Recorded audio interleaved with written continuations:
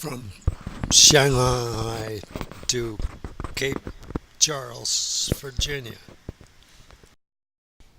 Big John is helping me get it into the cockpit, into the companionway, and then with the come along, it's lowered in place. The come along is attached to the mast, which is overhead on top of the boat.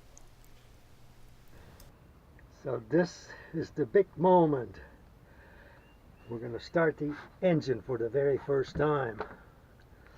I got 2 buckets of water there for the pumps through the engine. And let's see how it's going.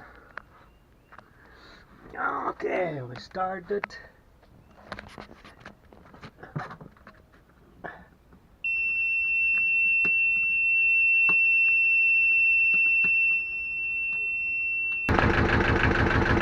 Hey, we got an engine!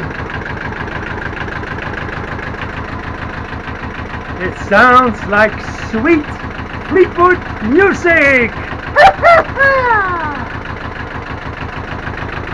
I love it! Nice and quiet.